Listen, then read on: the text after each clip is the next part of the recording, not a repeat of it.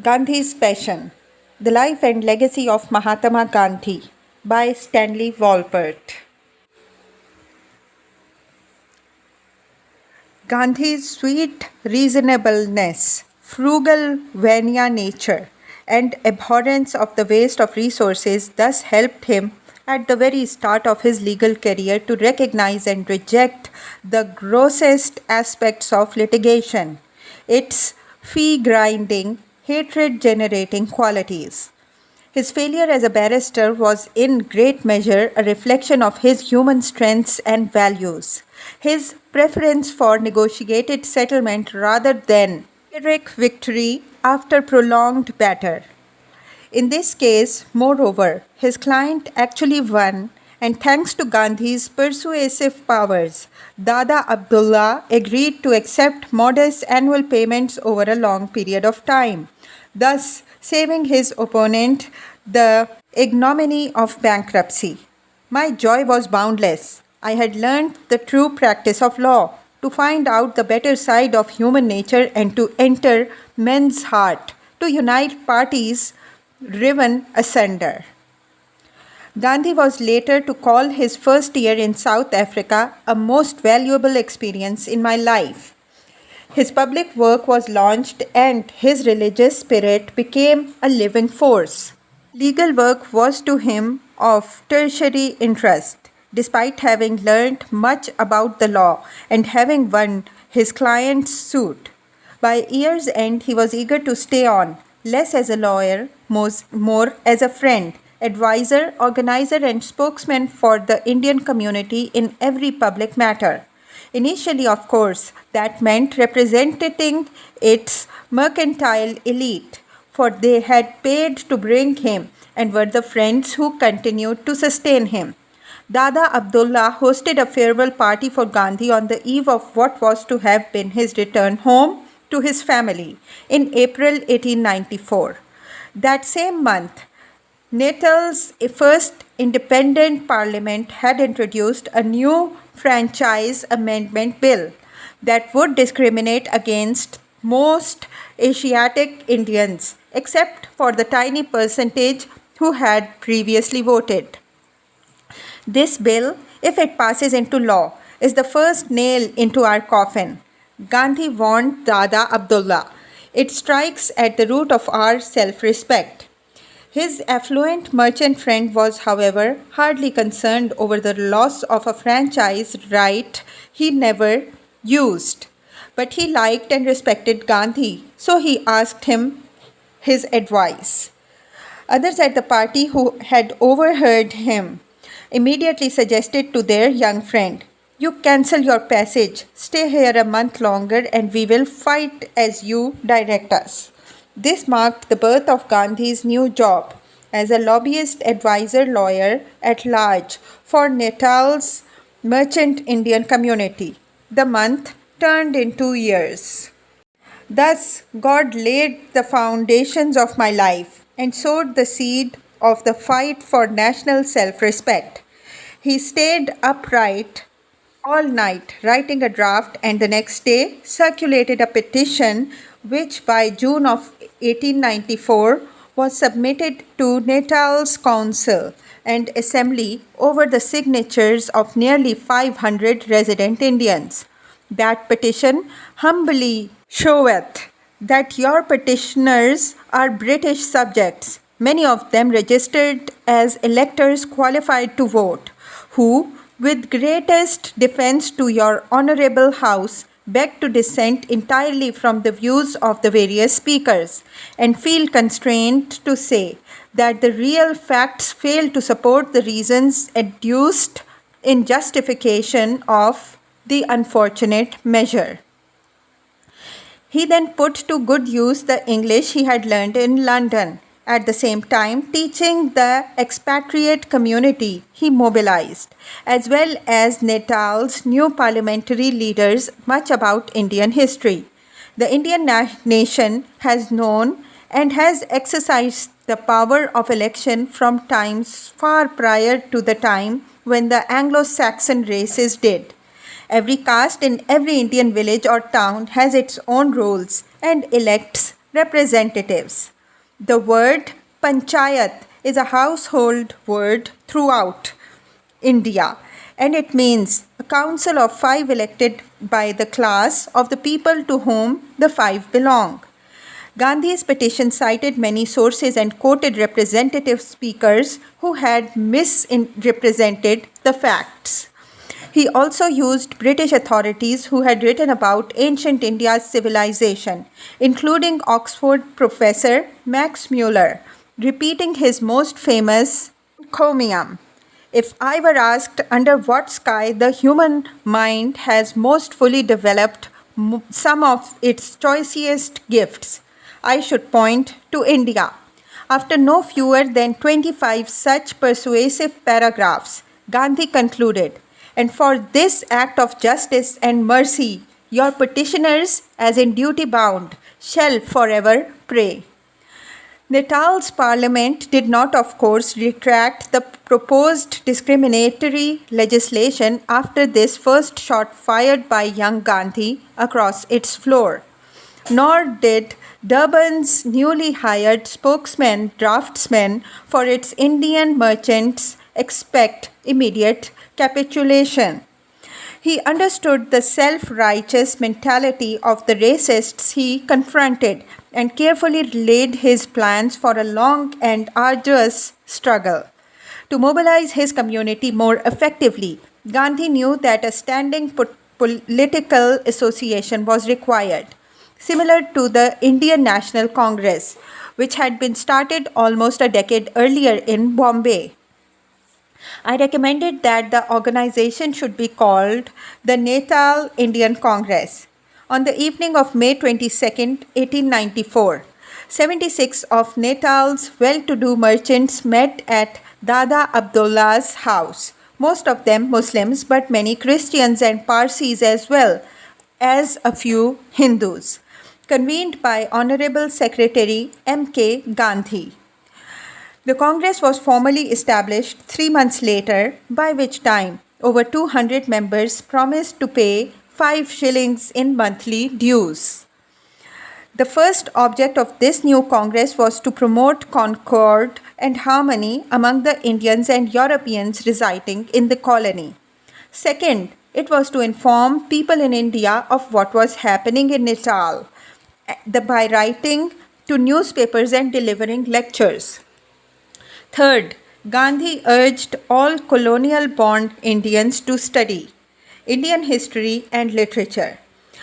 After those publicly consciousness-raising objectives, the new Congress would inquire into the conditions of all Indians and take steps to remove their hardships. Finally, Gandhi's list called for helping the poor and helpless to improve their moral, social, and political conditions. In June, Gandhi led a deputation to call with his petition upon Sir John Robinson, Natal's premier. "We beg to present this petition with greatest respect to your honor, and we beg to point out that both the Anglo-Saxon and the Indian races belong to the same stock." Gandhi was unconcerned about white discrimination against Africa's black majority at this time, invoking arguments of respected Western scholars to prove ancient Indo-European linguistic bonds between Aryan Vedic Indians and Caucasian tribes. Max Muller and a host of other writers with one voice show very clearly that both the races have sprung from the same Indo-European Aryan stock. A week later, in early July 1894, Gandhi led the same deputation to call on Natal's governor, Sir Walter Francis Hely Hutchison, leaving another copy of their petition with the governor.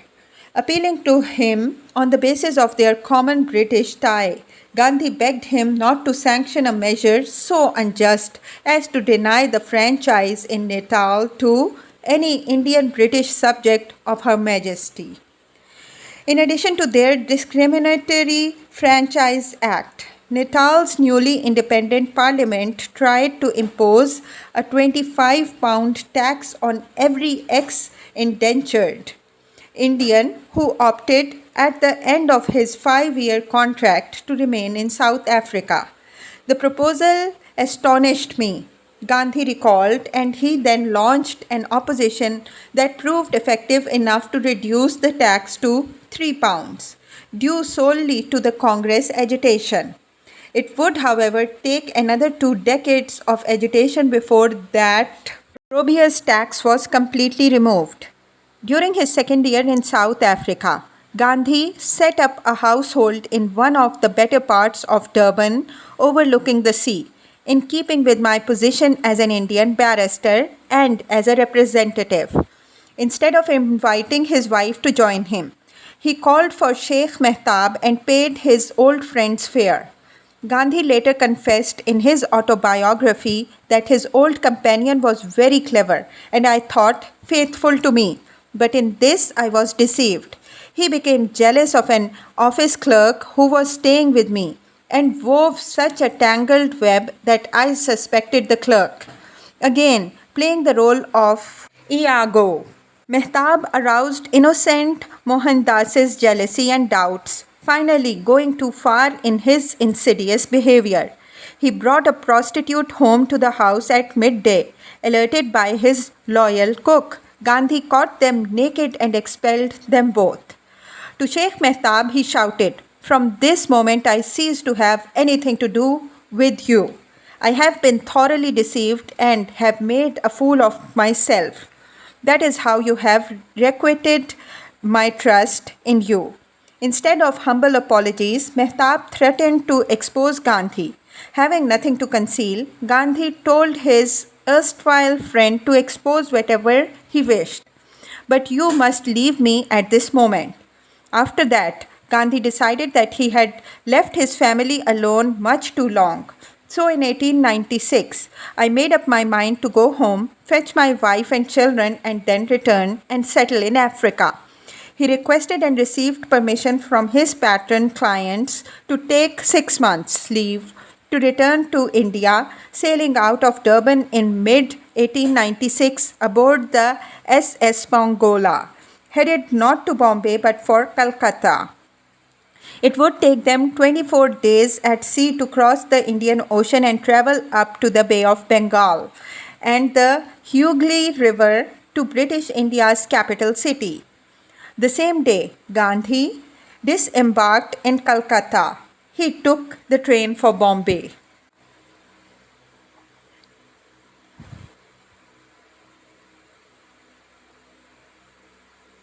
Chapter 6: Between Two Worlds. Gandhi reached Bombay in 1896 shortly after the first wave of devastating sea-borne bubonic plague had arrived from China. Amid a general panic, he returned home and immediately offered his services to the state. He was appointed to Rajkot's Sanitation Committee, embarking upon what would become one of his lifelong compulsions, the inspection and cleaning of latrines. His interest in nursing, of course, harked back to his daily care of his ailing father, but his compulsion to do work ordinarily reserved by Hinduism for untouchables may have had powerful social reform implications as well as deeper psychological roots. The poor people had no objection to their latrines being inspected, but when we went to inspect the upper 10, some of them even refused us admission.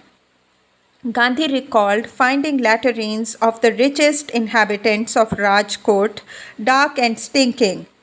His committee had to inspect the untouchables' quarters also.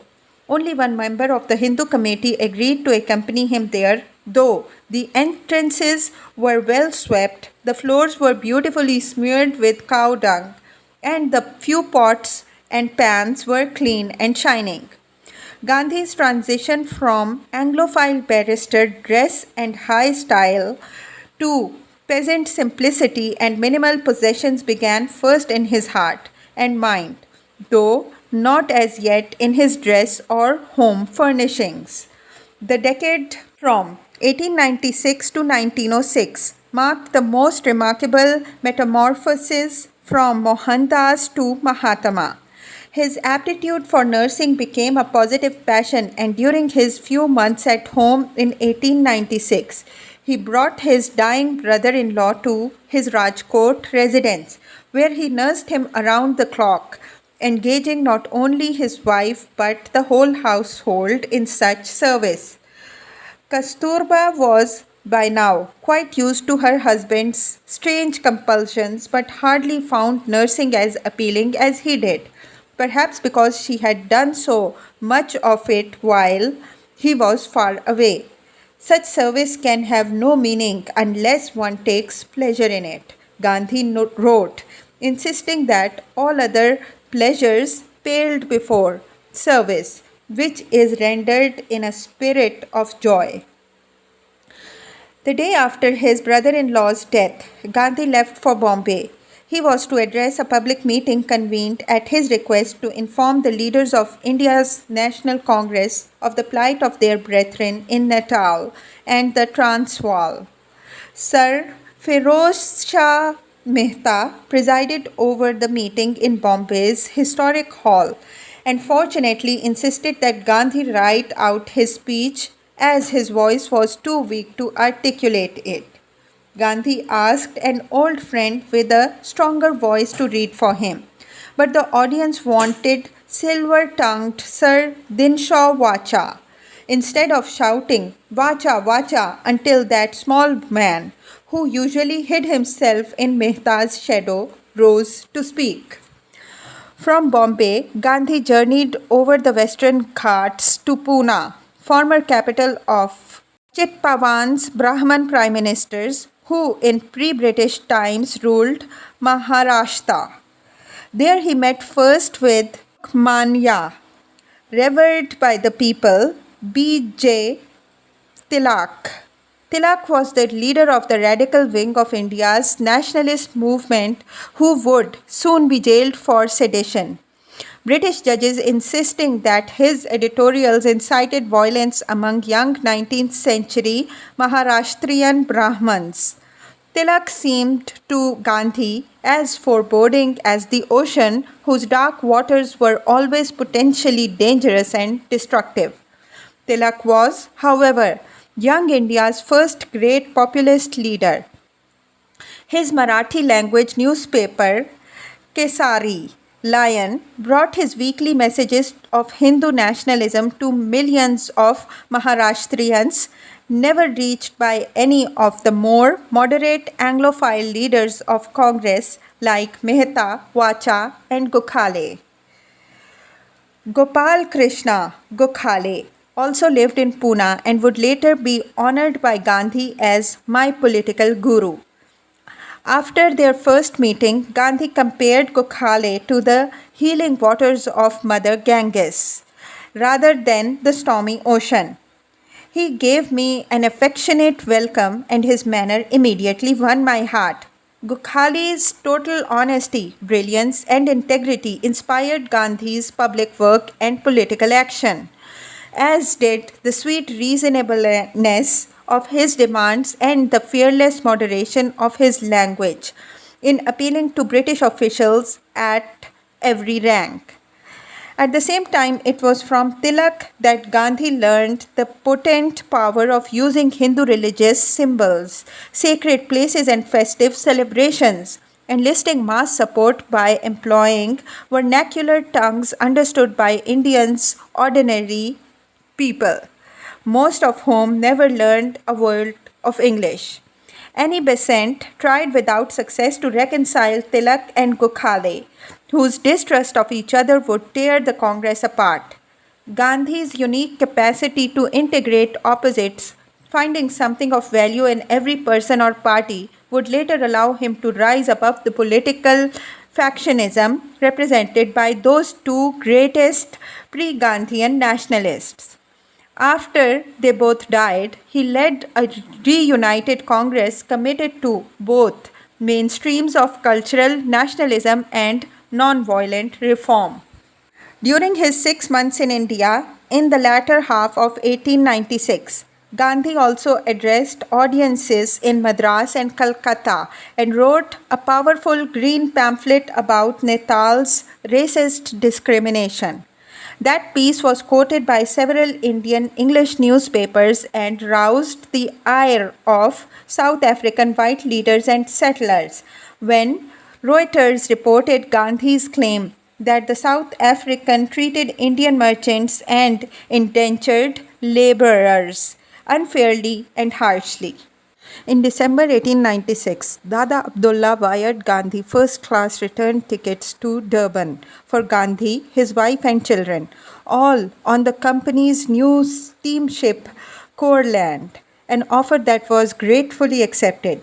Another older steamship owned by Abdullah's company, the Nandari, sailed from Bombay at the same time. The ships reached the port of Natal on the same day, and since they had both come from Bombay, they were detained for 5 days at quarantine to be sure they had brought no plague. But Gandhi and most of the 800 Indians aboard believed that the long quarantine was ordered because the white residents of Durban had been agitating for the repatriation of all newly arrived Asiatics. White leaders were even ready to indemnify Abdullah's company if he agreed to send both ships back. But Abdullah was determined to disembark the passengers at any cost. Gandhi believed that he was the real target of having written his green pamphlet, and as soon as he stepped ashore in Durban, after the quarantine lifted, he was chased by an angry mob. They pelted me with stones, brickbats, and rotten eggs. Someone snatched away my turban, whilst others began to batter and kick me. I fainted and caught hold of the front railings of the house and stood there to get my breath. They came upon me boxing and battering.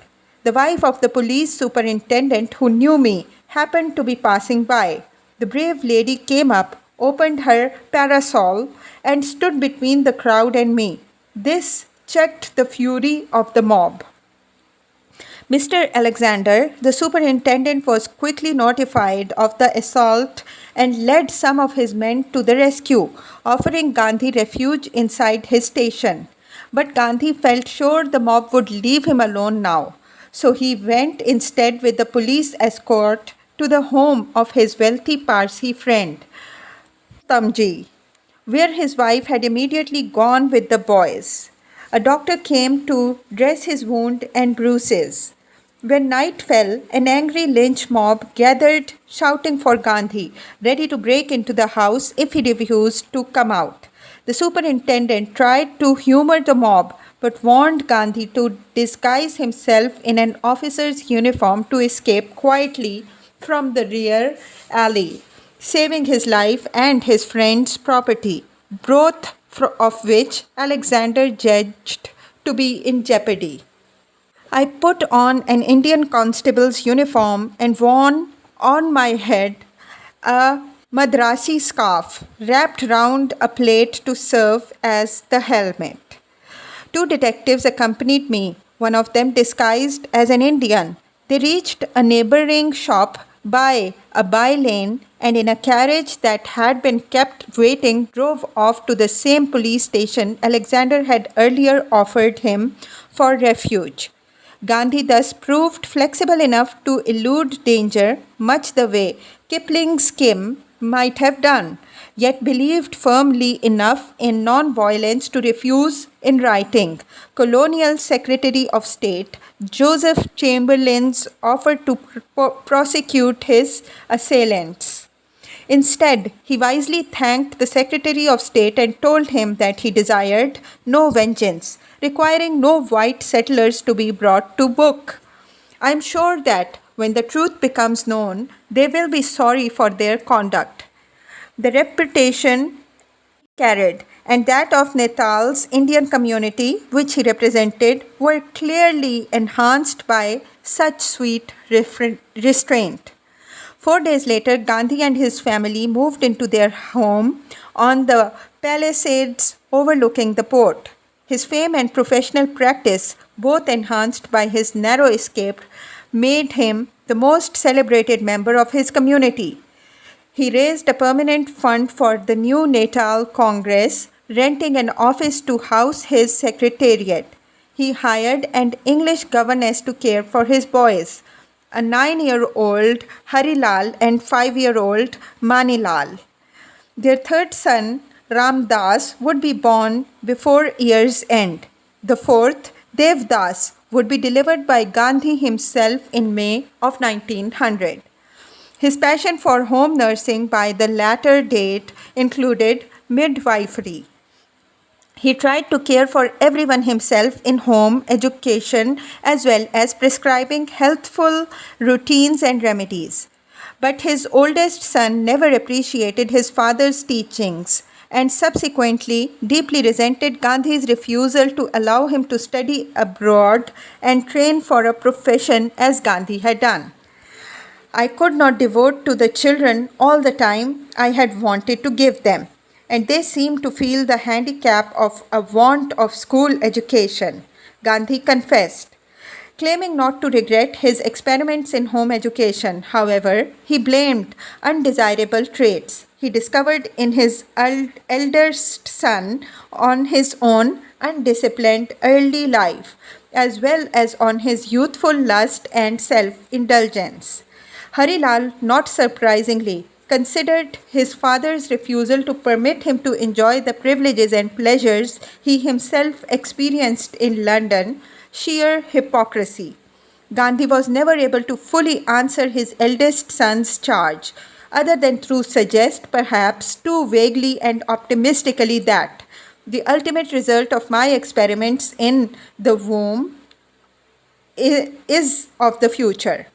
Harilal's tragic and desolate life would prove to be one of Gandhi's most poignant failures. In his public life, Gandhi became the most articulate Indian supporter of British imperialist expansion before and during the Boer War. Most Indians viewed the Boers as a small nation, much like the Indian community itself, fighting to retain their hard-won independence in the Transvaal in the face of blatant attempts by Great Britain and its raiders to steal their gold mines and assault their public. Jameson's raid in 1895 was sponsored by Joe Chamberlain and after 1897 by forward imperialist Alfred Milner, Britain's High Commissioner in South Africa. The British oppress us equally with the Boers. Most Indians argued, urging support for President Paul Kruger's brave brand of Afrikaner fighters. Our existence in South Africa is only in our capacity as British subjects. Gandhi counter-argued. We have been proud of our British citizenship, and what little rights we still retain. We retain because we are British subjects. It would be unbecoming to our dignity as a nation to look on with folded hands at a time when ruin stared the British in the face. If we desire to win our freedom and achieve our welfare as members of the British Empire, here is a golden opportunity for us to do so by helping the British in the war by all the means at our disposal. Gandhi would use the same basic argument at the outbreak of World War I, as would all the leaders of India's National Congress, including Tilak. But for Gandhi, this opportunistic position was perhaps more startling since he himself recognized the Boer War's imperialist roots, admitting that justice is on the side of the Boers, but every single subject of the state must not hope to enforce his private opinion in all cases. The authorities may not always be right, but so long as the subjects own allegiance, it is their clear duty to accord their support to acts of the state. Gandhi was struggling to define himself, trying to tie the realities of ambivalent daily life to some anchor of coherent belief, tossed about as yet by shifting tides of political pragmatism. while seeking deeper rocks of religious philosophy. He tried to strengthen his position by arguing against those who feared possible Boer revenge as a sign of effeminacy. Would an Englishman think for a moment what would happen to himself if the English lost the war without forfeiting his manhood? Gandhi's participation in the Boer War was to raise and run an ambulance of corps of Indians recruiting no fewer than 1100, many of them still working off indentures. Clergyman Dr. Booth was put in charge of the first aid training as medical superintendent, and the Indian Ambulance Corps worked side by side with the European Ambulance Corps under the overall direction of General Buller. Indians acquitted themselves so bravely that almost 40 of them, including Gandhi, won medals. No matter how timid a man is, Gandhi noted, he is capable of the loftiest heroism when he is put to the test. Since his ambulance corps saved lives rather than taking any, he saw no contradiction in what they did with his faith in ahimsa.